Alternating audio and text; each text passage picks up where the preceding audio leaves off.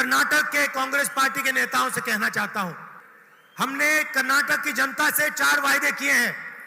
गृह ज्योति 200 यूनिट मुफ्त में बिजली हर परिवार को, गृह लक्ष्मी 2000 रुपए हर महीने महिलाओं को, अन्नभाग्य 10 केजी चावल हर परिवार के मेंबर को हर महीने, और सबसे जरूरी युवा निधि 3000 रुपए हर महीने कर्नाटक के हर ग्रेजुएट को 2 साल के लिए, और 1500 रुपए हर महीने डिप्लोमा होल्डर्स को। और इन वायदों को पूरा करने में 6 महीने, 1 साल, 2 साल नहीं लगने चाहिए। ये वायदा पहले दिन पहली कैबिनेट मीटिंग में पूरे हो जाने चाहिए। और कांग्रेस पार्टी को कर्नाटका की जनता का और देश की जनता को सीधा मैसेज देना चाहिए, प्रधानमंत्री को मैसेज देना चाहिए कि अगर आप हजारों करोड़ रुपए अदानी जी जैसी कंपनियों को दे सकते हो, तो हम गरीबों को, महिलाओं को, युवाओं को पैसा दे सकते हैं। आपने दिल भर के अदानी जी जैसे लोगों की मदद की, हम दिल भर के कर्नाटक के गरीबों की मदद करेंगे, मजदूरों की मदद करेंगे, महिलाओं की, युवाओं की मदद करेंगे। आप अपना काम करो, हम अपना काम करेंगे। कर्नाटक में बीजेपी ने क्या काम किया? क्या काम किया? मैं आपसे पूछ रहा हूं। 40% कमीशन खाया। काम करवाने के लिए बीजेपी की सरकार ने कर्नाटक की जनता, कर्नाटक के युवाओं, कर्नाटक के महिलाओं से पैसा चोरी किया। जो भी इन्होंने किया, 40% कमीशन इन्होंने लिया। यह सिर्फ मैं नहीं कह रहा हूं, कॉन्ट्रैक्टर एसोसिएशन ने हिंदुस्तान के प्रधानमंत्री को चिट्ठी लिखी और कहा कि कर्नाटका में 40% कमीशन लिया जा रहा है। प्रधानमंत्री ने आज तक चिट्ठी का जवाब नहीं दिया। चिट्ठी का जवाब ना देने का मतलब कि प्रधानमंत्री ने यह बात मान ली कि 40% कमीशन कर्नाटका में लिया जाता है। स्कैम्स की लिस्ट है। स्कूल एसोसिएशन ने चिट्ठी लिखी, पुलिस सब इंस्पेक्टर स्कैम हुआ, 80 लाख रिश्वत ली गई, assistant professor job scam, engineer job scam, ये सब आपने सहा है। और जब मैंने ये बात पार्लियामेंट में रखी, जब मैंने अदानी जी के बारे में प्रधानमंत्री से सवाल पूछे, पहले मेरा माइक ऑफ कर दिया गया। मैंने क्या पूछा?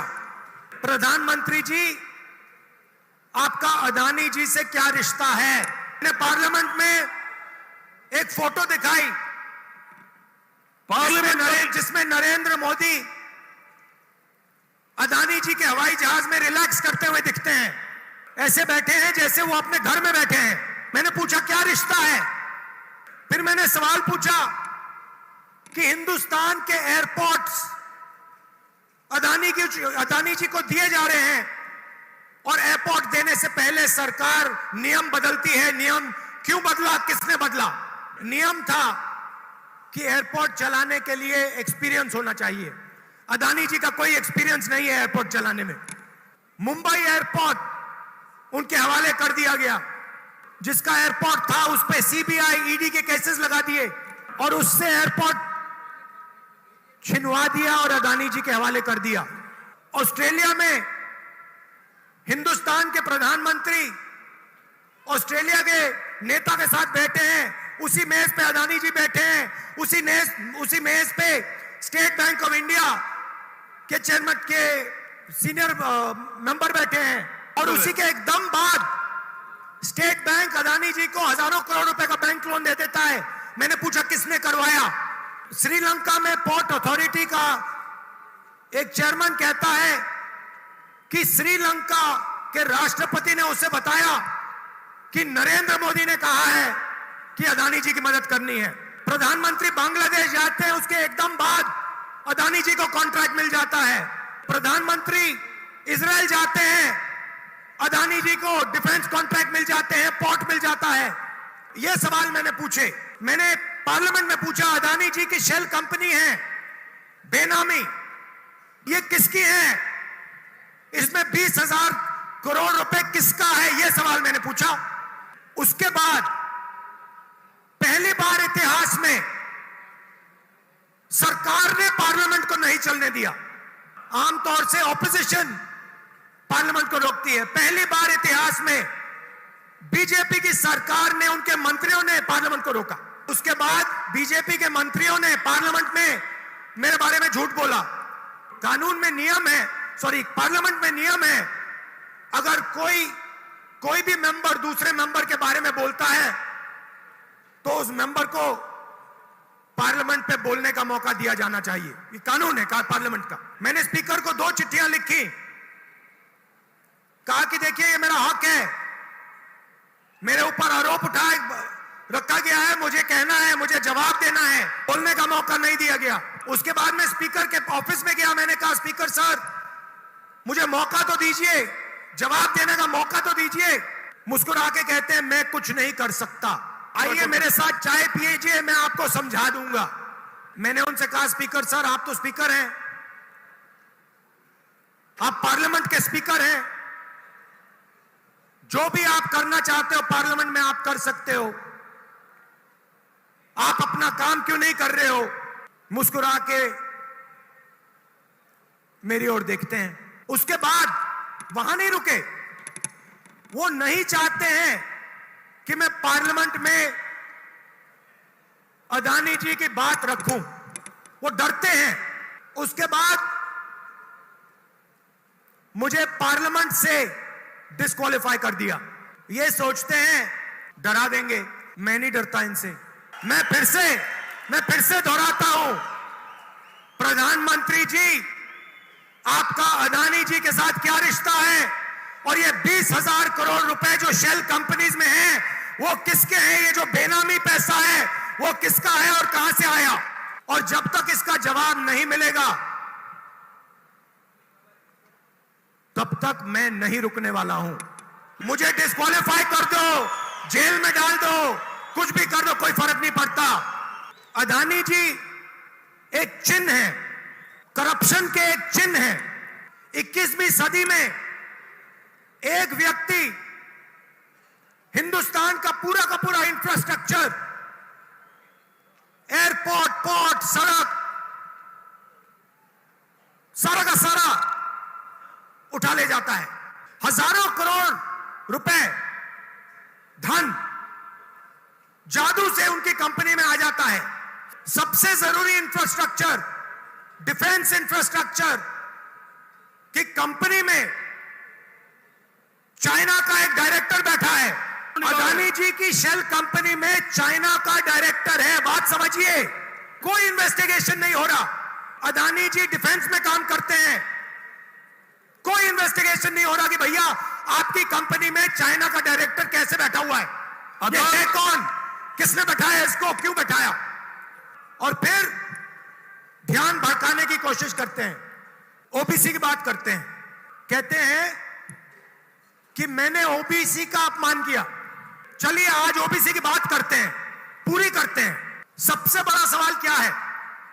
अगर हम ओबीसी की बात करते हैं, दलितों की बात करते हैं, हिंदुस्तान के लोगों की बात करते हैं, तो सबसे बड़ा सवाल क्या है? सबसे बड़ा सवाल यह है कि किसकी कितनी आबादी है। हम जानते हैं कि हिंदुस्तान की सरकार में सेक्रेटरीज अगर आप देखें तो दलित, आदिवासी और ओबीसी वर्ग से सिर्फ 7% आते हैं। मतलब हिंदुस्तान की सरकार की रीढ़ की हड्डी जो है secretaries of government of India, उसमें से सिर्फ 7% दलित, आदिवासी और ओबीसी वर्ग से आते हैं। तो सबसे बड़ा सवाल है हिंदुस्तान में ओबीसी कितने हैं, आदिवासी कितने हैं, दलित कितने हैं? तो अगर हम धन बांटने की बात करें, अगर हम सत्ता बांटने की बात करें, तो पहला कदम ये होना चाहिए कि भैया किसकी कितनी आबादी है। यूपीए ने, कांग्रेस पार्टी ने 2011 में कास्ट बेस्ड सेंसस किया। पूरे देश की जातियों का डेटा उस सेंसस में है। मोदी जी, आप ओबीसी की बात करते हैं, उस डेटा को आप पब्लिक कर दीजिए, पता लग जाए देश में कितने ओबीसी हैं, कितने दलित हैं, कितने आदिवासी हैं। अगर सबको भागीदार बनाना है, सबको इस देश की प्रगति में शामिल करना है, तो यह तो मालूम होना चाहिए कि कौन कितने हैं। तो मोदी जी, कास्ट सेंसस का डेटा आप रिलीज कीजिए, देश की जनता को पता लग जाए देश में ओबीसी कितने हैं, दलित कितने हैं, आदिवासी कितने हैं। और अगर आप ये काम नहीं करेंगे तो ये ओबीसी पर अपमान है।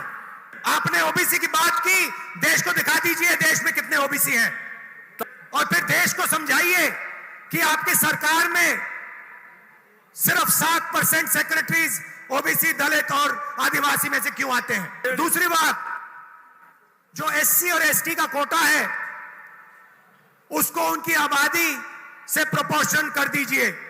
और तीसरी बात, जो रिजर्वेशंस पे आपने 50% का कैप लगा रखा है उसको हटा दीजिए। फिर बात करते हैं ओबीसी का अपमान कौन करता है। भाइयों और बहनों, कर्नाटक में कांग्रेस पार्टी की सरकार आने वाली है।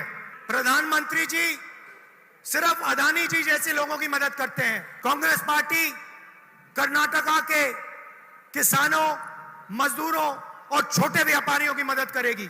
मोदी जी ने बैंकों के दरवाजे अरबपतियों के लिए खोले हैं। हम बैंक के दरवाजे किसानों के लिए, मजदूरों के लिए, छोटे दुकानदारों के लिए, छोटे व्यापारियों के लिए खोलेंगे। कांग्रेस पार्टी कर्नाटका की सरकार, गरीबों की सरकार, किसानों, मजदूरों और छोटे व्यापारियों की सरकार बनाएगी। मुझे बहुत खुशी हो रही है कि कांग्रेस पार्टी कर्नाटक में एक होकर लड़ रही है। भाइयों और बहनों, पूरी मेजॉरिटी से कांग्रेस पार्टी को यहां जिताना है। एक बात याद रखिए, बीजेपी की पूरी कोशिश होगी कि वो 40% कमीशन वाले पैसे से सरकार को तोड़ने की कोशिश करें। जो पैसा आपसे चोरी किया उसी का प्रयोग करके फिर से आपकी सरकार चोरी करने की कोशिश करेंगे। इसलिए सबसे जरूरी बात, कम से कम 150 सीटें कांग्रेस को आज जीतनी चाहिए। इसको कोई भ्रष्टाचार का मौका नहीं देना है। आप सबका दिल से बहुत बहुत धन्यवाद।